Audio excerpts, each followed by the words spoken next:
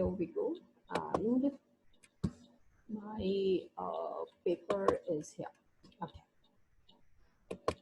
All right. Now, in the last one, you will see that yes, we checked out and found out that yes, how the things are starting and in what manner the things are taking place. Now, I showcase to you as to what are the ways and why Nyaya was coming in. Now, following the valid and invalid knowledge, I'm starting off with this one now. There are four means of valid knowledge.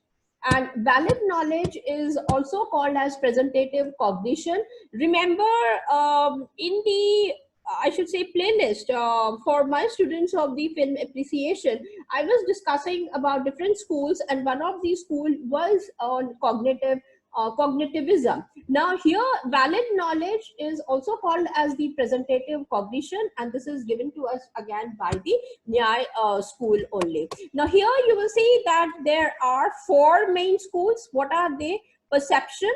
Under the valid knowledge, pramas, so it is perception or pratyaksha, inference or anuman, they would be calling it as comparison or upaman, and then it is testimony, or it is also called as shruti. Now, if it is shruti in Nyaya school, or there are other terminologies which we will be checking out as we pick up the main textbook also.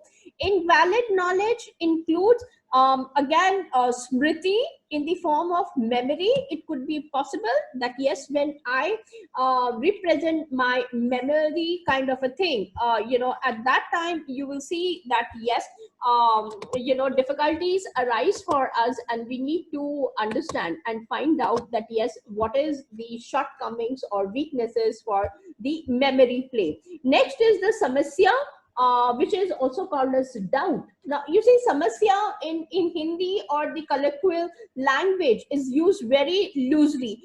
However, here in the philosophy of Nyaya school, you will see that they are very particular and how well they are understanding it. The next one you would see is the vip prayava, which is the error or the misapprehension. Now, you see, one has to understand what is the real meaning of apprehension and what exactly is taking place when we add the word misapprehension also side by side. And here, that's why you will see that things are coming in, and we are able to understand and see that yes, this is what the entire thing is taking place. And here you will also find out that they are also talking about tarka, which is the hypothetical reasoning. And remember that in Nyaya school is the one school which really gives you what we call it as the hypothetical reasoning. Now, in Western philosophy, again, I would say under the branch of logic, you find hypothetical reasoning under the rule of inference, which is called as hypothetical syllogism. So the Westerners have given you just one rule of inference, and they have not dwelled more into the depth of hypothetical syllogism. Now, if you start studying the tarka, the way the hypothetical reasoning has been understood, which you will see even in the present textbook also, you would be able to understand it. Valid knowledge corresponds to its object, which is called as yatharth and Avishavavadi. Avishavavadi, this is what they're talking about, and leads to successful activity, which they are calling as pravritti samarthya. So you will see that the Nyaya school, the end result, if you ask me what is the means, we have understood what they are. However, the end of it is something that they are discussing out here, and they say that this is the practical aspect of it. And what is the practical aspect of it? Getting the successful purposeful activity. Now, if you are keeping a notebook and a pen ready, kindly note down that this is the difference between Austen as well as the Nyayikas. And you will see when we pick up with Vishwanath Bhatt's textbook, how it is coming in. So this is the general perception of the Nyaya school. So keep a note of it. Now, invalid knowledge. Here we are using the word invalid knowledge. Austen uses the word unhappy moments. So that's how you need to differentiate it. Knowledge does not correspond to its object. What are they? Ayathartha and Visham Vadi. Here you have seen when correspondence is there, valid knowledge is created. It is called as yathartha knowledge or yathartha praman, or it is correspondence is called as a Vishavvadi. That means there is no doubt, and we're not going to even discuss about it also. However, if invalid knowledge is there, it would be a yathartha knowledge, number one. Number two, Vishamvadi. That means the vad, that is the debate, takes place on this one particularly and leads to disappointment. Now, you see, can you now, this should ring the bells for you. Number one, Austen is talking about unhappiness moment, and here you will be seeing that they are calling it as pravriti samavad, which is called as disappointment and failure. So Nyayika's philosophy is not just focused on unhappiness of one or a group of individuals.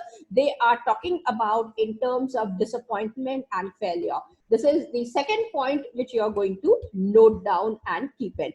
Now, if I go further, okay, they are telling you Nyaya theory of knowledge is realistic and pragmatic. Realistic reason, they are talking about something which is really taking place in the world, and this is the main aim of Nyaya school. Remember, even if we start off from Gautama and end with the last person, they are just focusing on realism.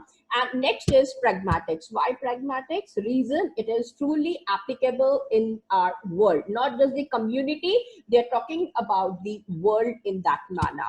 So here you will see perception is non-erroneous cognition according to Gautama. So here I have given you certain things, these things also, so that it would be helping you to understand. And when we pick up Vatanki's text, the translated work on Nyaya Siddhanta Muktavali, you will not be able to see the difficulty for your own understanding. So perception is non-erroneous cognition. There are two stages in perception, and we all know what it is. It is nirvikalpaka, which is also called as indeterminate knowledge.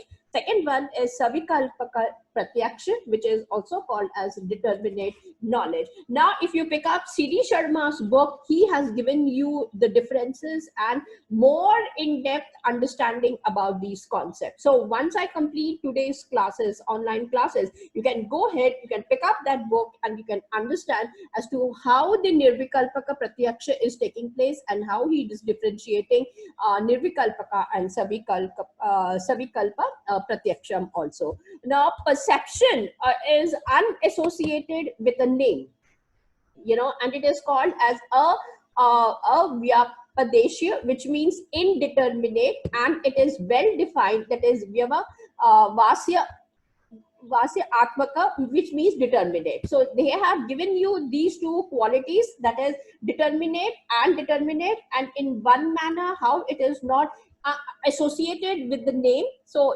these things are being given. Just remember these points at the background. Now, percepts without concepts are blind.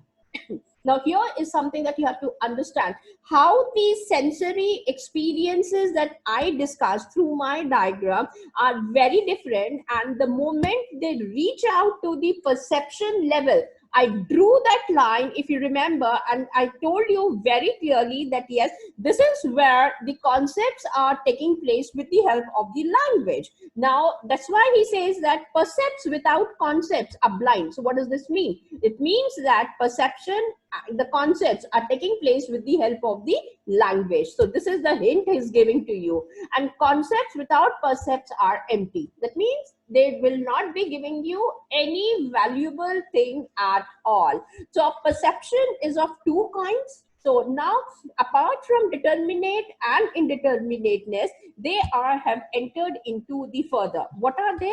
Laukika, which means ordinary pratyaksha. It is perception of the usual type, and is of again two kinds: manas and external. So what is manas? Now you see, Frege, Russell, and later on even Austin, whose book we have read in complete, How to Do Things with Words, does not touch upon the role of the internal things which are taking place. Whereas in here, you will be seeing that yes, they are talking about Laukika. That means when the perception is taking place at the worldly manner, we need to understand the presence of two things. That is what is the internal working of the mind, or I don't know whether we can equate it with manas or not, or manas would be different from the consciousness, that higher level of awareness and everything. Next is the external, which is the bahaya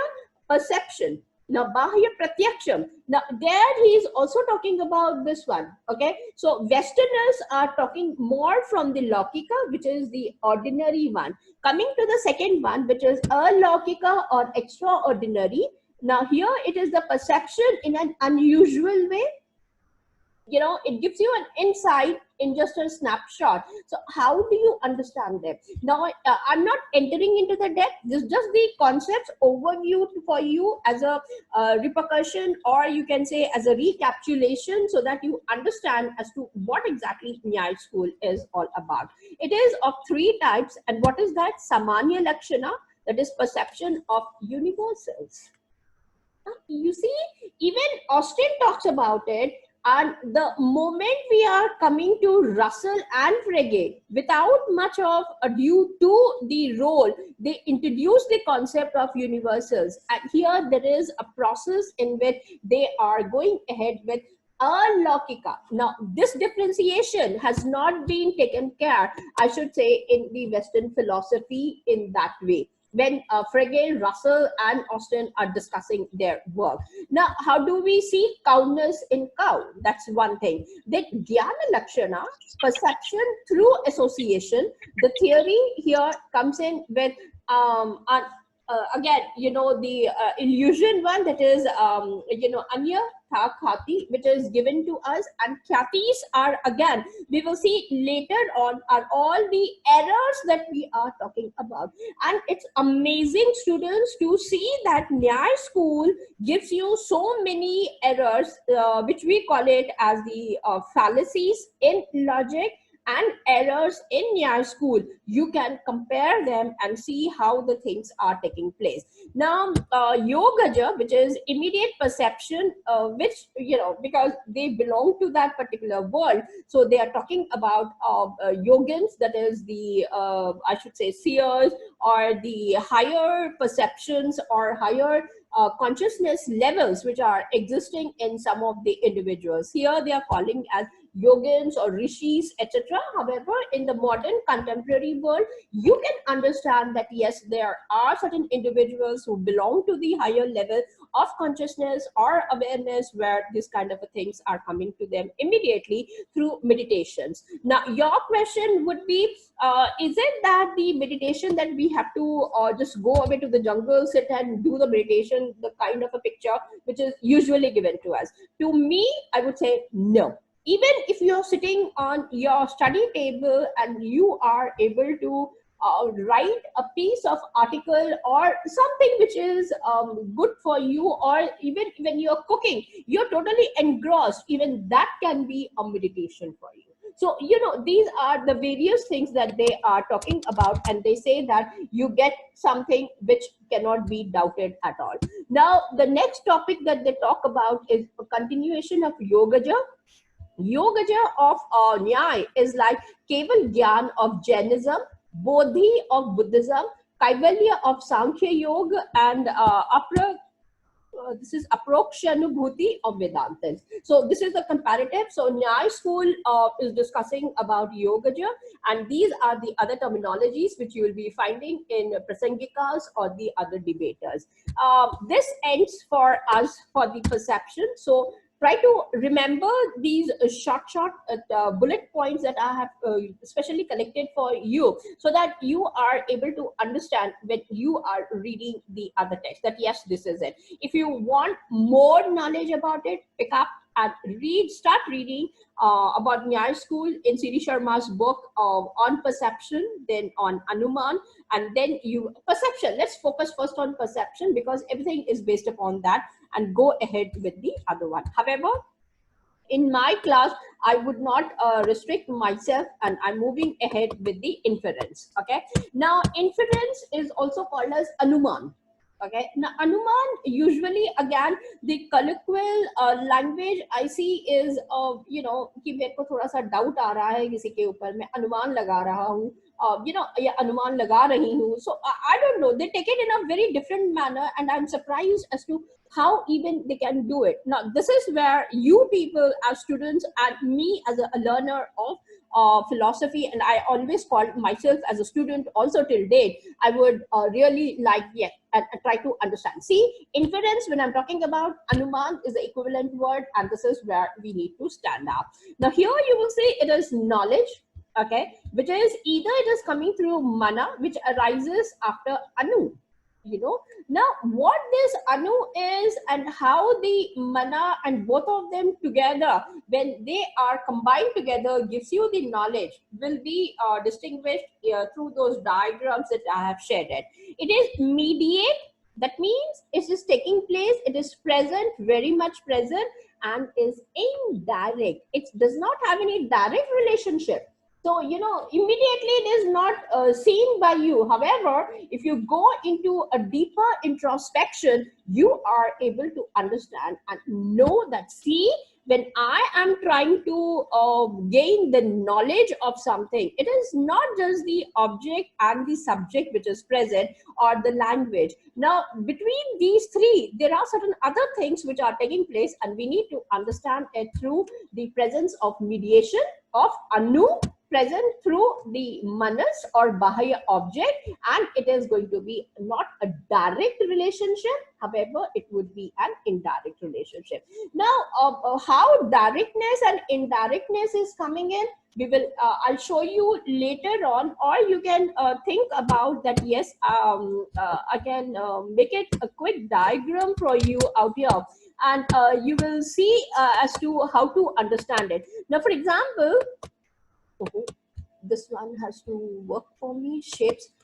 Okay, here we go, and this is the one. Now, once I draw this particular diagram, now in this, if I say direct relationship, and let's say I have A out here, let me type A. Now, I cannot see. Now, this becomes very difficult for me. Let's say A is present somewhere here. Now, let me insert it for you quickly, and I want a simple text, so let me make it A here. So this is A.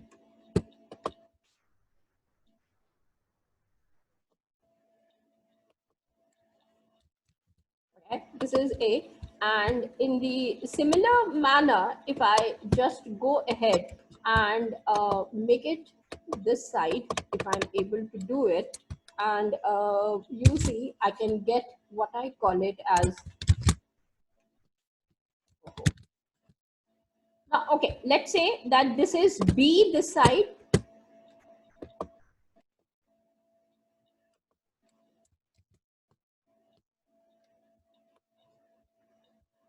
and here instead of this I have got B, and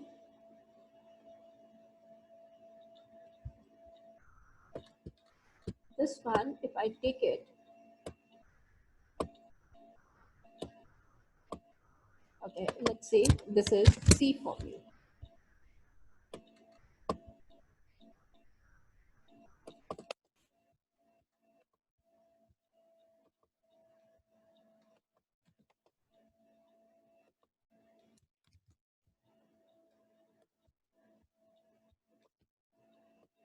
Now I have got C. Okay. Now, the direct relationship will be between A and B, B and C, C and A. All right, these are called as direct relationship. If I have to talk about indirect relationship, it means I will have to establish the relationship.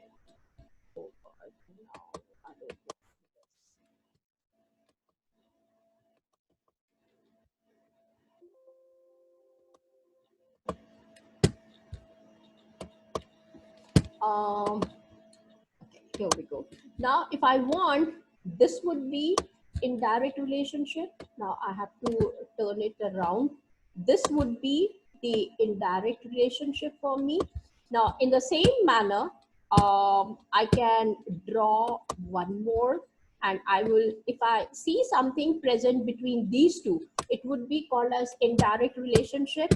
In the similar manner, if I draw something from here, this would be indirect relationship. So you can see the differences between direct relationship between A and B. If it is there, it is called as direct relationship. Now, what do you mean by indirect? It means that for the relationship to exist between A and me, which is direct one, there is a third ingredient which exists. And here I can go ahead and I would say, where is my text box? Yes, here we go. This is the one. And I would say that, yes, see, I have something else here. And this would be, let's say, called as D. Here I will make it and I will call it as D factor.